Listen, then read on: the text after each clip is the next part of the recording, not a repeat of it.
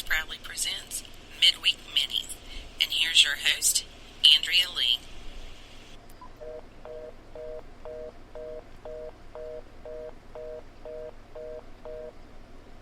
Good morning and welcome to this week's Midweek Mini. I hope you're having a good week so far. So you may remember back on March 24th of this year, I did a Midweek Mini episode about some cold cases in Union County, South Carolina. Well, today I have some updates for you on some of those cases. According to the Union County Sheriff's Office, 2 arrests were made in connection with 2 shooting cases from 2015. Now, as you may recall, I guess I'm a little too excited. As you may recall, on April 16, 2015, 28-year-old Christopher Reinhart was found shot to death in the yard of his home in the Monarch community when officers responded to a shots fired call. Now, at the time of the shooting, Christopher's mother and his 2-year-old son were inside the home. But 50 minutes before that, another man had been shot outside of his home on Horseshoe Circle. Fortunately, that man, who was identified as Cornelius Crawford, he survived his shooting, and he ended up driving himself to a hospital in Spartanburg County. But anyway, the cases were recently reopened, and 2 men were arrested on June the 10th.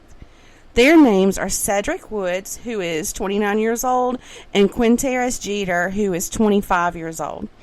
Both have been charged with attempted murder and possession of a weapon during the commission of a violent crime in the shooting of Mr. Crawford, and murder and possession of a weapon during the commission of a violent crime in the death of Christopher Reinhart. Christopher was the father of 4 young children, and friends described him as a giving and caring person. But now there's the other case that I want to talk about. I talked about it in that episode that I mentioned earlier. It's about a lady by the name of Haley Thomason. Haley was found dead at the bottom of her stairs in her home. This happened, I believe it was February of last year. She was only 26 years old when she died. This case was reopened also, and on June the 9th, Haley's former husband, 24-year-old Dylan Thomason, was arrested. He's been charged with murder and resisting arrest according to his jail records.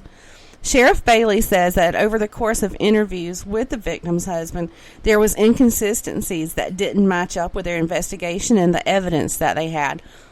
Haley was the mom of 3 young children. The death was originally ruled as suspicious, but so far the cause hasn't been released.